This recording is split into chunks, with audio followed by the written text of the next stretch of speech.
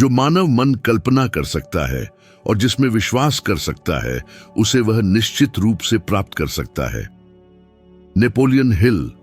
यदि यह कथन आपको बेतुका या अविश्वसनीय लगता है, तो जान लें कि हम ठीक इसी प्रतिक्रिया को जगाना चाहते हैं। इस विचार पर विचार करें कि गरीबी से ऊपर उठने, दुनिया की अंतर्निहित कठिनाइयों और बुराइयों से खुद को बचाने का समाधान एक ऐसे ज्ञान में निहित है जो शायद आपके कानों तक कभी न पहुंचा हो। यह ज्ञान किसी न किसी रूप में एक ऐसे व्यक्ति द्वारा प्रकट किया गया, या कम से कम शानदार ढंग से व्याख्या किया गया, जिसने मानव अस्तित्व के चरम अनुभवों को गहनता से जिया।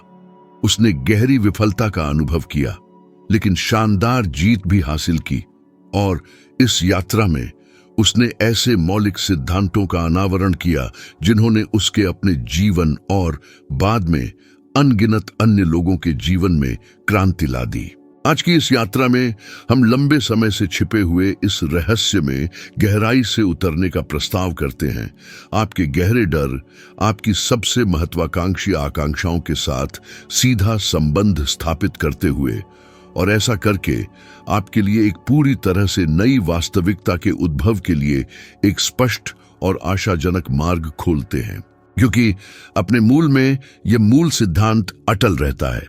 यदि आपके मन में कुछ कल्पना करने की क्षमता है, और इससे भी महत्वपूर्ण बात यह है कि उसके साकार होने में दृढ़ता से विश्वास करने की क्षमता है, तो बिना किसी संदेह के उसमें उस लक्ष्य को प्राप्त करने की अंतर्निहित शक्ति है।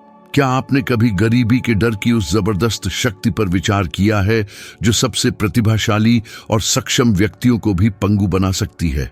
यह कोई गरजने वाला भय नहीं है, बल्कि एक शांत फिर भी लगातार बनी रहने वाली चिंता है जो अंतर्मन की गहराइयों में काम करती है। यह धीरे धीरे आत्मविश्वास को खत्म कर देता है, महत्वपूर्ण निर्णयों को बाधित करता है, और आपको यह विश्वास दिलाता है कि उच्च आकांक्षाएं रखना एक खतरनाक लापरवाही है। यह डर अचानक या स्पष्ट रूप से प्रकट नहीं होता है। इसके विपरीत यह चुपके से हमारी रोजमर्रा की छोटी छोटी पसंदों में घुसपैठ करता है। जितना हम योग्य हैं, उससे कम स्वीकार करने में इस्तीफा देना, किसी संभावित विफलता के डर से कुछ नया करने में झिझकना, या यह मानना कि सफलता सिर्फ उन्हीं का विशेषाधिकार है जो सोने की चम्मच लेकर पैदा हुए हैं, यानी जन्मजात लाभ के साथ। मानवता जितनी ही प्राचीन, यह भय शायद सबसे जटिल है, जिसे दूर करना मुश्किल है। इसकी चतुराई विवेक, तर्क और यहां तक कि झूठी विनम्रता के पर्दे में खुद को छिपाने की क्षमता में निहित है।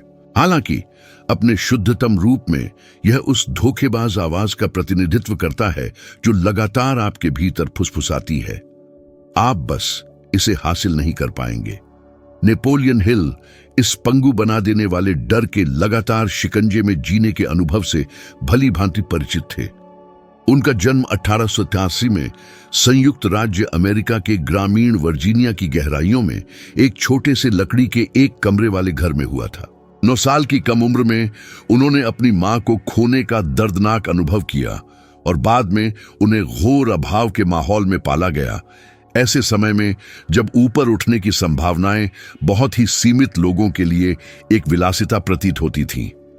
जरा कल्पना करें कि ऐसे परिदृश्य का एक बच्चे के मन पर कितना गहरा मनोवैज्ञानिक प्रभाव पड़ा होगा। ये विश्वास करते हुए बड़ा होना कि दुनिया दूसरों के लिए बनी है और अस्तित्व केवल रोजमर्रा के जीवन यापन के लिए एक संघर्ष है जिसमें बड़ी आकांक्षाओं के लिए कोई जगह नहीं है। हालांकि ठीक इसी प्रतिकूलता के संदर्भ में हिल ने एक मौलिक सत्य को समझना शुरू किया। गरीबी का डर केवल किस्मत या संयोग से दूर नहीं होता। इसे दूर करने के लिए जानबूझकर निर्णय और इच्छा शक्ति की आवश्यकता होती है। एक अदम्य आंतरिक शक्ति से प्रेरित होकर उन्होंने उस नियति को स्वीकार न करने का दृढ़ निर्णय लिया जिसे पूर्व निर्धारित माना जाता था, जिसे कई लोग एक अपरिवर्तनीय भाग्य मानते। उसे स्वीकार करने के बजाय उन्होंने एक बौद्धिक और व्यावहारिक यात्रा शुरू की।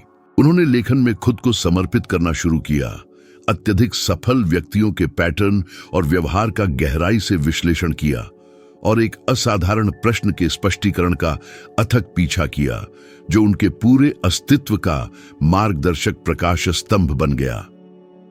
कुछ लोग समृद्धि क्यों प्राप्त करते हैं, जबकि अन्य समान शुरुआती परिस्थितियों से शुरू होकर भी ठहराव में बने रहते हैं?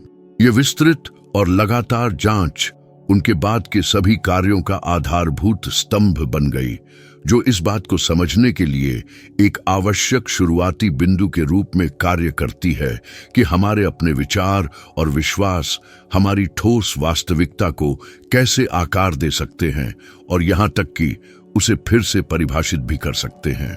हिल ने अपनी तीक्ष्णता से यह समझा कि गरीबी कई अवसरों पर केवल बैंक खाते में संसाधनों की अनुपस्थिति के रूप में प्रकट नहीं होती है, बल्कि और अधिक महत्वपूर्ण रूप से एक मानसिक स्थिति के रूप में, एक आत्म लगाई गई सीमा के रूप में कि हम में से प्रत्येक वास्तव में क्या हासिल कर सकता है, इसे कैसे देखता और परिभाषित करता है।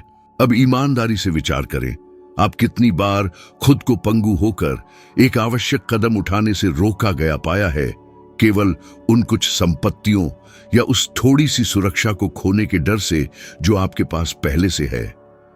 कितने शानदार और संभावित रूप से परिवर्तनकारी विचार सिर्फ कागज पर ही रह गए, कभी साकार नहीं हुए, क्योंकि कुछ नया और अज्ञात आजमाने की संभावना अत्यधिक जोखिम भरी या अनिश्चित लग रही थी। यह उल्लेखनीय है कि हमेशा जब कोई व्यक्ति वित्तीय संसाधनों से वंचित होने के डर से ग्रस्त होता है, तो वह विरोधाभासी रूप से ठीक वही आकर्षित करता है जिससे वह सबसे अधिक डरता है। इस घटना को एक निराधार रहस्यवाद या अंधविश्वास के रूप में नहीं समझा जाना चाहिए। यह वास्तव में मानव व्यवहार में गहराई से निहित एक पैटर्न है और विज्ञान द्वारा पूरी तरह से समझाया जा सकता है। आधुनिक तंत्रिका विज्ञान स्पष्ट रूप से दर्शाता है कि मस्तिष्क किसी खतरे, वास्तविक या काल्पनिक का पता लगने पर आत्म सुरक्षा के लिए जिम्मेदार मस्तिष्क क्षेत्रों को प्राथमिकता से सक्रिय करके प्रतिक्रिया करता है। यह रक्षात्मक सक्रियण बदले में रचनात्मक सोच और जटिल रणनीतियों के निर्माण के लिए जिम्मेदार क्षेत्रों में गतिविधि को अवरुद्ध या कम कर देता है।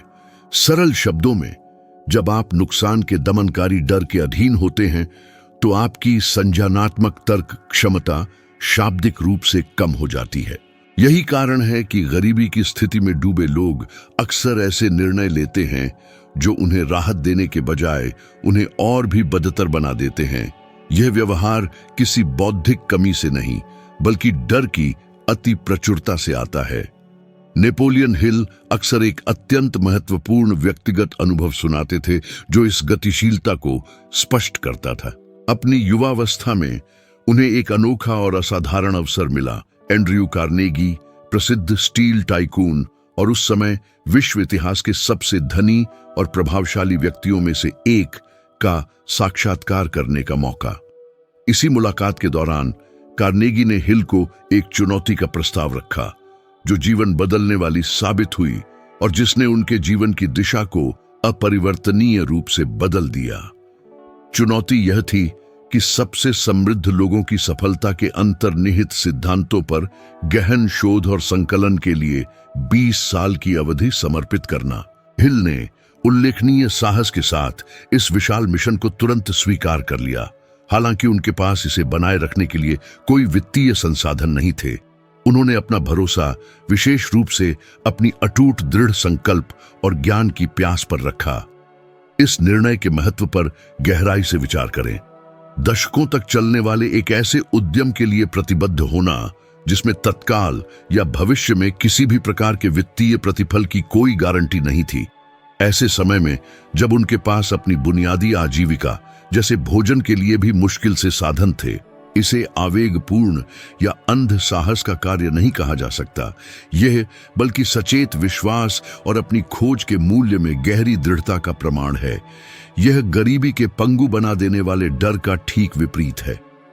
हिल ने क्रिस्टल स्पष्टता के साथ समझा कि यदि वह आदर्श या पूर्ण परिस्थितियों के उभरने की प्रतीक्षा करते, तो वह अपने लक्ष्यों की प्राप्ति की दिशा में पहला कदम कभी नहीं उठा पाते। अब एक आत्मनिरीक्षण और ईमानदार चिंतन के लिए कुछ समय दें।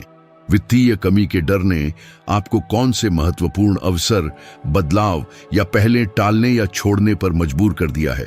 क्या यह एक वांछित करियर परिवर्तन था, एक अभिनव परियोजना की शुरुआत, या शायद वह महत्वपूर्ण बातचीत जो करनी आवश्यक थी? यह डर जितना आमतौर पर सोचा जाता है, उससे कहीं अधिक सर्वव्यापी और फैला हुआ है। अमेरिकन साइकोलॉजिकल एसोसिएशन के व्यापक अध्ययनों से सामने आए आंकड़ों के अनुसार साक्षात्कार किए गए लगभग 70% लोग यह संकेत देते हैं कि पैसे से जुड़ी चिंताएं उनके दैनिक जीवन में तनाव का एक प्राथमिक स्रोत है, जो पारस्परिक संबंधों में निहित तनावों और चुनौतियों को भी पार कर जाती है। और वित्तीय तनाव के ऐसे प्रभाव होते हैं जो केवल जेब पर पड़ने वाले असर से कहीं अधिक होते हैं। यह आत्मविश्वास पर नकारात्मक प्रभाव डालता है, शारीरिक और मानसिक स्वास्थ्य को खतरे में डालता है और अनिवार्य रूप से रिश्तों की गुणवत्ता को खराब करता है। इस प्रकार एक खतरनाक दुष्चक्र बनता है जिसे तोड़ना मुश्किल है। व्यक्ति खुद को घिरा हुआ, थका हुआ महसूस करता है, अपनी स्थिति से बाहर निकलने का कोई स्पष्ट रास्ता नहीं देखता, और विरोधाभासी रूप से वह जितने अधिक तीव्र रूप से इन नकारात्मक भावनाओं का अनुभव करता है, उतना ही अधिक गहराई से वह अपनी वास्तविकता में किसी भी महत्वपूर्ण बदलाव को बढ़ावा देने की अपनी अक्षमता के बारे में आश्वस्त होता है। सामान्य तर्क के विपरीत हिल ने समस्याओं को दूर करने के लिए एक मौलिक रूप से विपरीत मार्ग प्रस्तावित किया। निष्क्रिय रहने, बाहरी परिस्थितियों के अधिक अनुकूल होने का इंतजार करने के बजाय उन्होंने इस बात पर जोर दिया कि सक्रिय रूप से कार्य करना अनिवार्य है, ताकि इस कार्रवाई के माध्यम से परिस्थितियां स्वयं बदल जाएं। यह ऐसा था जैसे वह एक गहरा सत्य बता रहे थे। गरीबी का डर समस्या की जड़ नहीं है, बल्कि एक गहरी समस्या का एक स्पष्ट लक्षण है। सच्चा कारण इस बात में निहित है कि व्यक्ति खुद को कैसे देखता है और महत्वपूर्ण रूप से अपने आंतरिक मूल्य में उसके विश्वास की सीमा क्या है। यदि आप इस सच्ची दृढ़ विश्वास को पोषित करते हैं कि आपके पास दुनिया में योगदान करने के लिए कुछ महत्वपूर्ण है, कि आप वास्तविक मूल्य उत्पन्न करने में सक्षम हैं, कि आप लगातार सीखने और विकसित होने की क्षमता रखते हैं, तो डर का दमनकारी प्रभाव धीरे धीरे अपनी लकवाग्रस्त शक्ति खोना शुरू कर देता है। उनकी एक गहरी कहावत थी कि हर विपरीत परिस्थिति, चाहे वह कितनी भी चुनौतीपूर्ण क्यों न लगे, स्वाभाविक रूप से अपने साथ समान मूल्य के लाभ का बीज लिए रहती है। यह केवल एक आशावादी वाक्यांश या सुंदर बयानबाजी नहीं है, यह सिद्ध वैधता का एक मनोवैज्ञानिक सिद्धांत है।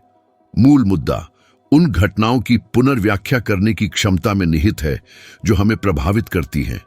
जिस तरह से हम देखते हैं और जो हमारे साथ होता है, उसे अर्थ देते हैं, उसे बदलकर हम इन घटनाओं के प्रति अपनी भावनात्मक प्रतिक्रिया को मौलिक रूप से बदलते हैं और परिणाम स्वरूप अपने बाद के व्यवहार को नया रूप देते हैं।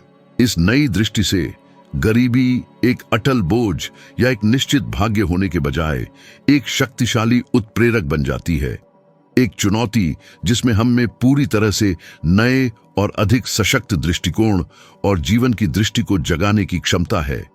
क्षण भर के लिए उन कई व्यक्तियों की यात्रा पर विचार करें जिन्होंने भौतिक अभाव को पार कर लिया।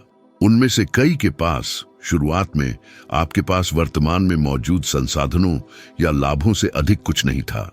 उनके भाग्य को परिभाषित करने वाला महत्वपूर्ण अंतर कठिनाइयों की अनुपस्थिति नहीं थी, बल्कि उनके सामने प्रतिक्रिया करने का उनका विशिष्ट तरीका था। जबकि कुछ पीछे हटते हैं और निराशा के आगे झुक जाते हैं, अन्य आगे बढ़ने और सक्रिय रूप से आगे बढ़ने की शक्ति पाते हैं। जबकि मानवता का एक हिस्सा कुछ होने की निष्क्रिय प्रतीक्षा में रहता है, दूसरा अपने स्वयं के अवसरों के सक्रिय निर्माण में संलग्न होता है।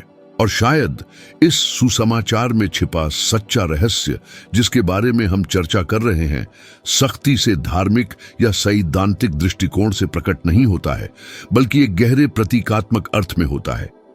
यह एक तत्काल निमंत्रण, एक अकाट्य आह्वान का प्रतिनिधित्व करता है कि हम में से प्रत्येक व्यक्ति उस अंतर्निहित शक्ति को जगाए जो लकवाग्रस्त भय से कहीं अधिक चीजों में दृढ़ता से विश्वास करती है। यदि गरीबी का डर वास्तव में वह कपटी बुराई है जो आपकी शक्तियों और क्षमता को कमजोर करती है, तो निश्चित उद्देश्य सबसे प्रभावी मारक है। इस जंग के खिलाफ अजेय सुरक्षा है। व्यक्तिगत परिवर्तन ठीक इसी बिंदु पर शुरू होता है, क्योंकि जिस क्षण आप एक स्पष्ट उद्देश्य को रेखांकित और दृढ़ करते हैं, एक ऐसा कारण जो सामने आने वाली किसी भी बाधा को दूर करने को उचित और ऊर्जावान बनाता है, डर अनिवार्य रूप से अपनी शक्ति और आप पर अपना प्रभुत्व खो देता है। ज्वलंत प्रश्न जो उठता है, एक ईमानदार जवाब की मांग करता है, वह यह है, आप कब तक डर और उसकी सीमाओं को अपनी पसंद को निर्धारित करने और अपने महत्वपूर्ण निर्णयों को तय करने की अनुमति देंगे? क्या नेपोलियन हिल के दृष्टिकोण का अनुकरण करने का निर्णायक क्षण नहीं आया है और सचेत रूप से यह निर्धारित करने का कि गरीबी आपका अंतिम परिणाम नहीं होगी, बल्कि और सशक्त तरीके से आपके जीवन पथ में एक मौलिक बदलाव का सिर्फ शुरुआती बिंदु होगी? रोजमर्रा की जिंदगी में अधिकांश लोग जागते हैं और बस दिनचर्या की जड़ता में बह जाते हैं। वे लगन से काम करते हैं, अपनी वित्तीय दायित्वों को पूरा करते हैं, अपनी असंतोष व्यक्त करते हैं और अधिक धन संचय करने की इच्छा रखते हैं। हालांकि वे शायद ही कभी एक मौलिक प्रश्न पर रुकते हैं, मैं इस सारे प्रयास और हलचल के साथ वास्तव में कहां जा रहा हूं? यह ऐसा है जैसे वे बिना पतवार वाली नाव पर यात्रा कर रहे हों, दैनिक जीवन की अशांत धाराओं की दया पर उन्हें और अपनी इच्छा को नहीं, गंतव्य निर्धारित करने की अनुमति दे रहे हों। नेपोलियन हिल ने इस स्थिति को स्पष्ट रूप से परिभाषित उद्देश्य के बिना जीना कहा। उन्होंने कहा कि उन लोगों के बीच महत्वपूर्ण अंतर जो विजय प्राप्त करते हैं और जो रास्ते में भटक जाते हैं, ठीक इसी में निहित है। सच्चे विजेता अपनी दिशा और अपने लक्ष्यों की एक स्पष्ट समझ रखते हैं, जबकि अन्य केवल सचेत दिशा के बिना आगे बढ़ते हैं। और इस दिशाहीनता का सबसे दिलचस्प पहलू समृद्धि की आंतरिक इच्छा की अनुपस्थिति नहीं है, बल्कि इस बात की स्पष्टता की कमी है कि यह समृद्धि ठोस और व्यक्तिगत शर्तों में प्रत्येक व्यक्ति के लिए क्या मायने रखती है। जब हिल ने अपनी गहन जांच शुरू की, संयुक्त राज्य अमेरिका के सबसे धनी और प्रभावशाली पुरुषों का साक्षात्कार और विश्लेषण किया, तो उन्होंने उन सभी के बीच एक विशिष्ट और सार्वभौमिक रूप से मौजूद विशेषता की पहचान की। इनमें से कोई भी सफल व्यक्ति इस बात की सटीक और स्पष्ट धारणा के बिना दैनिक रूप से नहीं उठता था कि वे जीवन से क्या चाहते थे। प्रत्येक के पास एक विशिष्ट, मापनीय और कभी-कभी जुनून की हद तक लक्ष्य होता था, जो उनके कार्यों और निर्णयों का मार्गदर्शन करता था। उदाहरण के लिए, एंड्रयू कार्नेगी ने न केवल एक स्टील साम्राज्य का निर्माण करना चाहा, बल्कि एक ऐसा उद्योग खड़ा करना चाहा जो देश की संरचना और प्रगति को फिर से परिभाषित कर सके। हेनरी फोर्ड ने ऑटोमोबाइल को सुलभ बनाने की महत्वाकांक्षा पाली, हर अमेरिकी नागरिक के गैरेज में एक कार रखने का लक्ष्य रखा। थॉमस एडिसन ने बदले में दुनिया को रोशन करने के मिशन के लिए खुद को समर्पित किया, लाखों लोगों के दैनिक जीवन को बदल दिया। इन अवलोकनों के माध्यम से हिल ने समझा कि मानव मन अपने सार में एक अच्छी तरह से परिभाषित और स्पष्ट उद्देश्य की उसी जीवन शक्ति के साथ आवश्यकता है, जैसे शारीरिक शरीर को सांस लेने के लिए हवा की आवश्यकता होती है। इस उद्देश्य की अनुपस्थिति में मन लाक्षणिक रूप से घुटन महसूस करता है और अपनी उपलब्धि की क्षमता में नष्ट हो जाता है। अब इस प्रश्न को अपनी वास्तविकता पर निर्देशित करें। यदि आज कोई आपसे आपके स्पष्ट वित्तीय उद्देश्य के बारे में पूछता, तो क्या आप एक सटीक और विस्तृत उत्तर देने में सक्षम होते? या आपका उत्तर मैं बेहतर जीवन का आनंद लेना चाहता हूं, या मैं अधिक पैसा कमाना चाहता हूं, जैसे सामान्य कथनों तक ही सीमित रहेगा? हालांकि ये आकांक्षाएं पूरी तरह से वैध और समझने योग्य हैं, उनमें मन और आत्मा की कार्रवाई को उत्प्रेरित करने के लिए आवश्यक स्पष्टता और विशिष्टता की कमी है। ऐसे लक्ष्यों के साथ आगे बढ़ने का प्रयास करना एक खाली नक्शे के साथ एक विशाल महासागर में नेविगेट करने का प्रयास करने के समान है।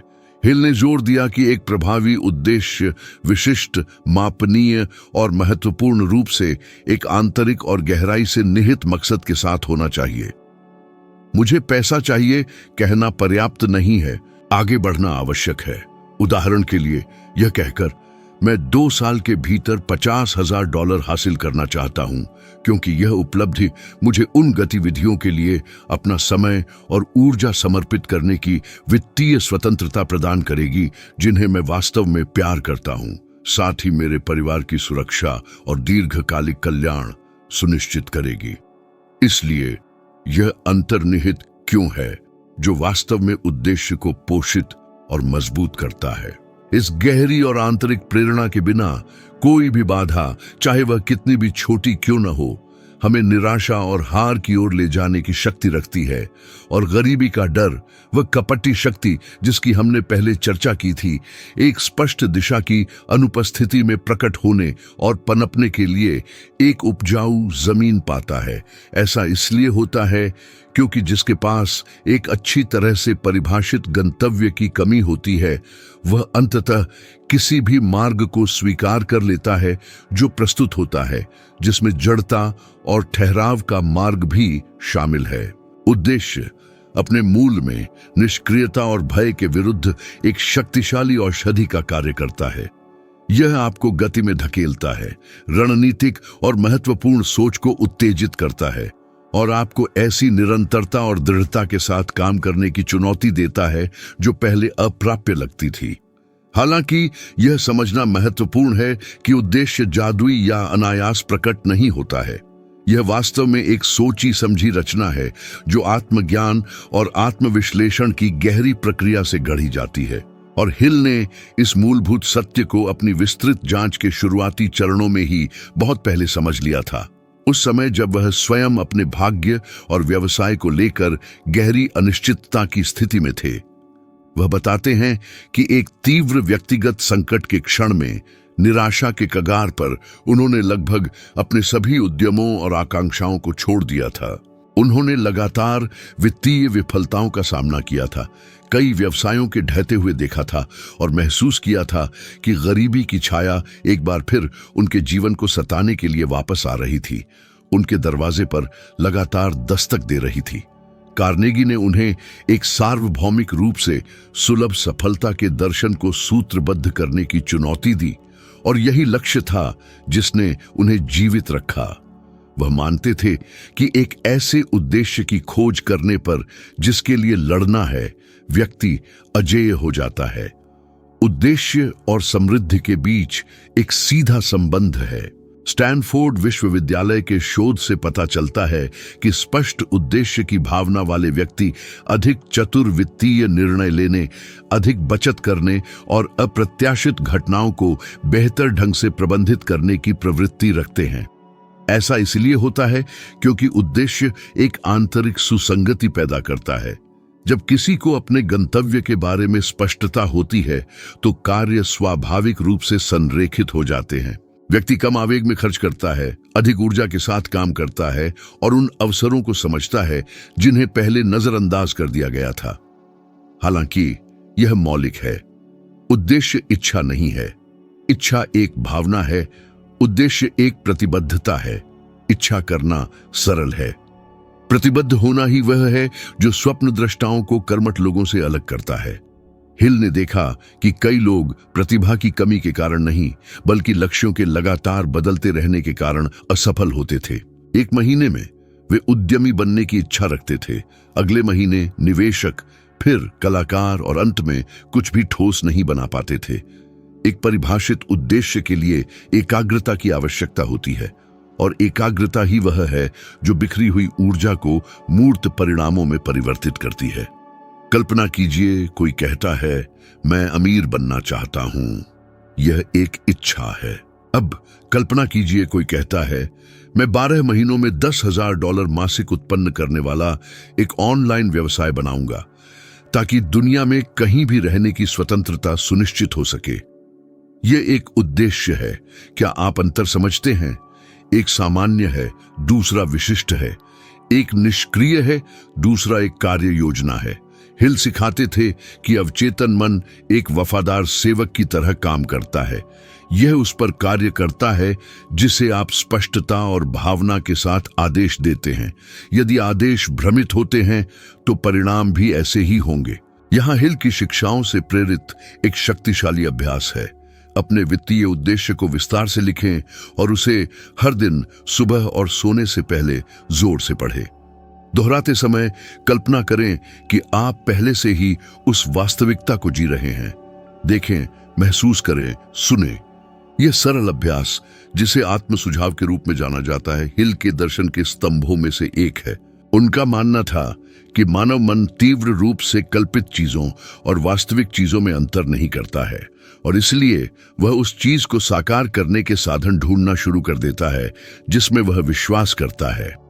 आपके वर्तमान कार्य भविष्य में आप जो बनना चाहते हैं उसके अनुरूप होने चाहिए। यदि आपके कार्य आपके उद्देश्य को प्रतिबिंबित नहीं करते हैं तो आप ऊर्जा बर्बाद कर रहे हैं और खोया हुआ समय वापस नहीं आता। सोचिए, आपने अपने जीवन के कितने साल ऐसे कामों को समर्पित किए हैं जो आपको संतुष्ट नहीं करते। हिल का दावा था कि यह सबसे बड़ी मानवीय बर्बादी है, दिशाहीन व्यस्त जीवन जीना, और उद्देश्य ठीक यही समाप्त करता है। यह हर कार्य को किसी बड़ी चीज का हिस्सा बनाता है। कई लोग गलती करने के डर से उद्देश्य को परिभाषित करने में संकोच करते हैं, हालांकि गलती परिभाषित करने में नहीं बल्कि कार्य न करने में है। उद्देश्य विकसित हो सकता है, अनुकूलित हो सकता है, संशोधित हो सकता है। जो नहीं हो सकता वह है गायब होना। यह वह धुरी है जो आपको दृढ़ रखती है जब सब कुछ ढहता हुआ लगे, और यह वही है जो आपको गरीबी से बचाता है, न केवल वित्तीय बल्कि भावनात्मक, आध्यात्मिक और मानसिक गरीबी से। हिल का एक वाक्यांश यह सब संक्षेप में बताता है। एक उद्देश्य एक निश्चित समय सीमा वाला सपना है। यह सरल विचार जीने के तरीके को पूरी तरह से बदल देता है। एक सपना आशा उत्पन्न करता है, एक उद्देश्य कार्य उत्पन्न करता है। इसलिए अपनी इच्छाओं को कुछ मापने योग्य में बदलें। तिथियां, मूल्य, चरण निर्धारित करें। एक योजना बनाएं, चाहे वह कितनी भी छोटी क्यों न हो, और उसे पूरा करें। भले ही शुरुआत में परिणाम मामूली हों, उद्देश्य की स्पष्टता आपको प्रेरित करेगी। यदि आपके पास अभी भी कोई स्पष्ट उद्देश्य नहीं है तो एक प्रश्न से शुरू करें। अगर पैसा कोई समस्या न होता तो मैं क्या करता? जवाब तुरंत नहीं आ सकता है, लेकिन यह आपके मार्ग का बीज है। हिल का मानना था कि ब्रह्मांड उसके पक्ष में साजिश करता है जो जानता है कि वह क्या चाहता है, और कुछ के लिए यह बहुत आध्यात्मिक लग सकता है, लेकिन इसका एक वैज्ञानिक आधार है। आधुनिक मनोविज्ञान इसे चयनात्मक ध्यान कहता है। मस्तिष्क उन चीजों को अधिक समझने लगता है जो उसके लक्ष्यों के अनुरूप होती हैं, यानी एक उद्देश्य के साथ अवसर पैदा होने लगते हैं। इसलिए नहीं कि दुनिया बदल गई, बल्कि इसलिए कि आपने वह देखना शुरू कर दिया जो पहले अनदेखा किया था। नेपोलियन हिल ने इसका उदाहरण दिया। उन्होंने दिवालियेपन का सामना किया, उनकी आलोचना की गई और उन पर संदेह किया गया, लेकिन वह आगे बढ़ते रहे, एक ऐसे उद्देश्य से निर्देशित होकर जिसने उन्हें अब तक की सबसे प्रभावशाली पुस्तकों में से एक लिखने के लिए प्रेरित किया। वह पैसे से प्रेरित नहीं थे, बल्कि लोगों को गरीबी की मानसिक गुलामी से मुक्त करने के मिशन से प्रेरित थे। यह स्पष्टता एक साधारण व्यक्ति को असाधारण में बदल देती है। परिभाषित उद्देश्य वह ढाल है जो आपको रास्ते की ध्यान भटकाने वाली चीजों, डर और प्रलोभनों से बचाता है। जब आप इसे पा लेते हैं तो कुछ भी आपको रोक नहीं पाएगा। विश्वास अदृश्य इंजन है जो उद्देश्य को साकार करता है। इसके बिना कोई भी योजना पहली कठिनाई में ढह जाती है। नेपोलियन हिल ने दावा किया कि विश्वास मन की वह अवस्था है जो डर को खत्म करती है और इच्छा को आकार देती है। ये जो अभी मौजूद नहीं है और जो आप बनाना चाहते हैं, उसके बीच का सेतु है। सबसे दिलचस्प बात यह है कि वह केवल धार्मिक अर्थ में विश्वास की बात नहीं कर रहे थे, बल्कि एक मनोवैज्ञानिक शक्ति की, एक दृढ़ विश्वास की, जो तब पैदा होता है जब आप गहराई से विश्वास करते हैं कि आप कुछ हासिल कर सकते हैं, भले ही पूरी दुनिया संदेह करे। यही गरीबी और दुनिया की बुराइयों के खिलाफ सच्चा कवच है, क्योंकि गरीबी केवल पैसे की कमी नहीं है, यह जीवन को बदलने की अपनी क्षमता में विश्वास की कमी है। जब कोई खुद पर विश्वास खो देता है तो वह सब कुछ खो देता है। यह अचानक नहीं होता, बल्कि एक क्रमिक प्रक्रिया है। यह अपनी क्षमता पर संदेह से शुरू होता है, यह मानने से कि कुछ नया सीखने में सक्षम नहीं या कोशिश करने का समय निकल गया। संदेह विनाश का पहला कदम है। हिल कहते थे कि मन एक साथ विश्वास और डर को धारण नहीं कर सकता, एक हमेशा दूसरे पर हावी रहेगा। यह एक सरल फिर भी क्रूर सत्य है। जीवन में किसी न किसी मोड़ पर हर किसी को यह चुनना होगा कि किस आवाज का अनुसरण करना है, वह जो कहती है यह संभव है, या वह जो फुसफुसाती है तुम असफल होगे। नेपोलियन हिल का मानना था कि विश्वास विकसित किया जा सकता है।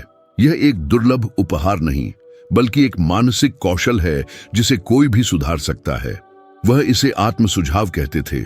अवचेतन मन को सकारात्मक और रचनात्मक विचारों से पोषण देने की प्रक्रिया, जब तक कि वे स्थायी विश्वास न बन जाएं। यह एक बीज लगाने और उसे रोजाना पानी देने जैसा है। शुरुआत में कुछ भी होता हुआ नहीं लगता, लेकिन समय के साथ जड़ें बनती हैं, और जब आप समझते हैं तो पौधा तूफानों का सामना करने के लिए काफी मजबूत होता है। विश्वास भी इसी तरह काम करता है। यह चुपचाप बढ़ता है, जबकि आप खुद से दोहराते हैं कि आप सक्षम हैं, कि आप योग्य हैं, कि आप सफल होंगे। सोचिए, आपने कितनी बार उत्साह के साथ कुछ शुरू किया, लेकिन जल्दी हार मान ली, क्योंकि आपको विश्वास था कि यह सफल नहीं होगा। ऐसा इसलिए होता है क्योंकि विश्वास जड़ें जमाने से पहले संदेह घर कर गया। और यह केवल आध्यात्मिक पहलू नहीं है, यह वैज्ञानिक है। सकारात्मक मनोविज्ञान के अध्ययन से पता चलता है कि अपनी आत्म प्रभावकारिता में उच्च विश्वास वाले लोगों में कठिनाइयों का सामना करने और वित्तीय लक्ष्य प्राप्त करने की अधिक क्षमता होती है। विश्वास जब व्यावहारिक मन में अनुवादित किया जाता है तो वह एकाग्रता, लचीलापन और रचनात्मकता बन जाता है। यह चुनौतियों को देखने का तरीका बदल देता है। मैं नहीं कर सकता सोचने के बजाय आप मैं कैसे कर सकता हूं सोचने लगते हैं। प्रश्न का यह सरल परिवर्तन मस्तिष्क के समाधान ढूंढने के तरीके को बदल देता है। हिल ने इस पाठ को अपने जीवन के एक महत्वपूर्ण दौर में दर्दनाक रूप से आत्मसात किया। वर्षों तक एक असफल परियोजना को समर्पित रहने के बाद उन्होंने खुद को पूरी तरह से संसाधनों के बिना पाया। परिवार का भरण पोषण करने में असमर्थ उन्होंने अपने मिशन को छोड़ने पर विचार किया। तभी कुछ उल्लेखनीय हुआ। एक रात अपने नवजात बेटे को देखते हुए उन्होंने महसूस किया कि लड़का बिना कानों के पैदा हुआ था, पूरी तरह से बहरा। दर्द अथाह था, लेकिन निराशा के आगे झुकने के बजाय उन्होंने यह मानने का फैसला किया कि यह एक छिपा हुआ वरदान हो सकता है।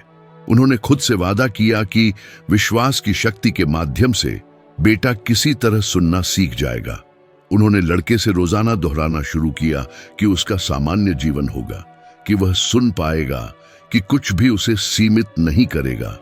समय के साथ लड़के ने ध्वनि तरंगों को समझने की क्षमता विकसित की, अपनी अनूठी ध्वनि बोध प्रणाली बनाई और बाद में एक सफल व्यक्ति बना। हिल के लेखन में दर्ज यह घटना केवल एक शारीरिक चमत्कार नहीं थी, बल्कि विश्वास की शक्ति का प्रमाण थी। जो असंभव लगता था वह सच हो गया, क्योंकि एक पिता ने सीमा को स्वीकार करने से इनकार कर दिया था। यही है कर्म में विश्वास की शक्ति, विपरीत परिस्थितियों को प्रेरणा में बदलना। इसलिए हिल का कहना था कि डर, संदेह या अविश्वास का हर विचार एक बाधा है जो अवचेतन मन को कार्य करने से रोकती है। जब मन नकारात्मक विश्वासों से पोषित होता है तो वह ठीक वही बनाता है जिसका उसे डर होता है। यह एक कंप्यूटर को विफल होने के लिए प्रोग्राम करने और फिर उसके क्रैश होने पर आश्चर्यचकित होने जैसा है।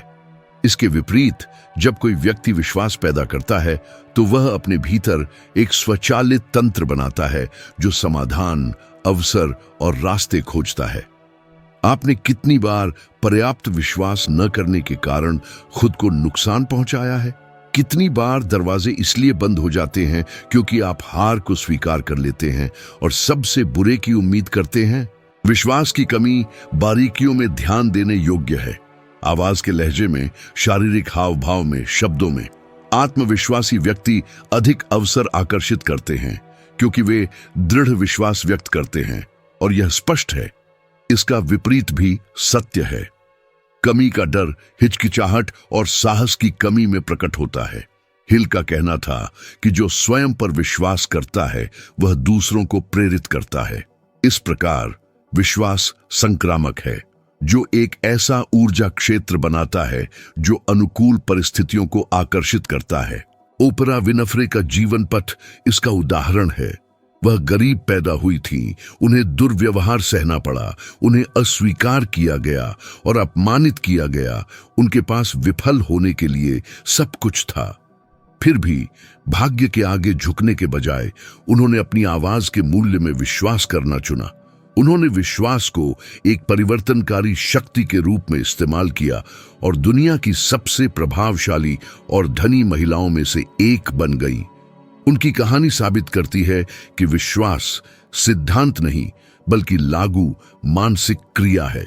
जब कोई व्यक्ति खुद को योग्य मानता है तो उसके कार्य करने का तरीका बदल जाता है। अवसर संयोग से नहीं आते बल्कि इसलिए आते हैं क्योंकि व्यक्ति उन चीजों को देखना और उनका लाभ उठाना शुरू कर देता है जो हमेशा से उसकी नजर में थी। यहां एक महत्वपूर्ण बात, कार्रवाई के बिना विश्वास एक भ्रम है। हिल ने स्पष्ट किया कि कार्य किए बिना विश्वास करना बिना बोए फसल की उम्मीद करने जैसा है। सच्चा विश्वास दैनिक व्यवहार में प्रकट होता है। यह बिना किसी गारंटी के दृढ़ रहने में, डर के बावजूद कार्य करने में, तत्काल परिणाम के बिना आगे बढ़ने में प्रकट होता है। हर कदम पर विश्वास मजबूत होता है और उपलब्धि का सकारात्मक चक्र पोषित होता है। इस प्रकार विश्वास गरीबी से बचाता है, स्वर्ग से पैसा लाकर नहीं बल्कि परिणाम प्रकट होने तक लगे रहने के लिए मन को मजबूत करके। एक ऐसा अभ्यास है जो जीवन को पूरी तरह से बदल सकता है। हर सुबह दर्पण के सामने जोर से कहें, मैं सक्षम हूं, मैं समृद्धि का हकदार हूं, मुझे अपनी यात्रा पर विश्वास है। शुरुआत में यह अजीब, यहां तक कि बनावटी भी लग सकता है, लेकिन मस्तिष्क इसी तरह एक नई कहानी दर्ज करता है। बोले गए शब्द की शक्ति वास्तविक है। यह अवचेतन में ऐसी छवियां अंकित करती है जो व्यवहार को आकार देती हैं।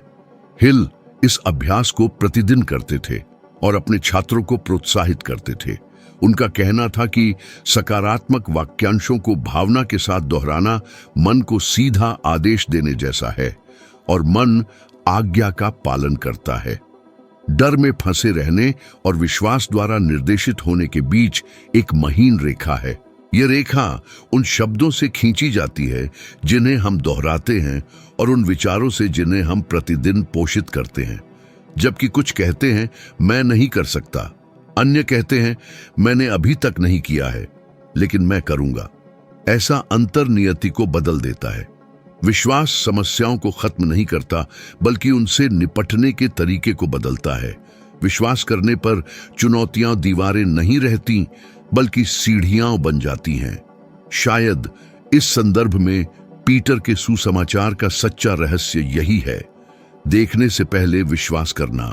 जब सब कुछ ढहता हुआ लगे तब भी विश्वास रखना, बंजर भूमि में भी बोना जारी रखना, क्योंकि विश्वास परिणाम की प्रतीक्षा करना नहीं है बल्कि ऐसे कार्य करना है जैसे कि वह पहले से ही सुनिश्चित हो, और यहीं से परिवर्तन शुरू होता है। अब विश्वास की शक्ति और एक पूर्ण जीवन प्राप्त करने में इसकी व्यावहारिक भूमिका को समझते हुए यह स्पष्ट हो जाता है कि व्यक्तिगत विकास और समृद्धि में संयोग का कोई स्थान नहीं है। सब कुछ आपके भीतर से शुरू होता है और इसलिए अगला कदम मौलिक है। ज्ञान का मूल्य तभी है जब उसे लागू किया जाए, और परिवर्तन का मार्ग अकेले नहीं चला जा सकता। चेतना का विस्तार जारी रखने और इन सिद्धांतों को और भी शक्तिशाली तरीके से कैसे लागू करें, यह जानने के लिए स्क्रीन पर अगला वीडियो आपका अगला कदम है। अभी क्लिक करें और मेरे साथ इस यात्रा को जारी रखें।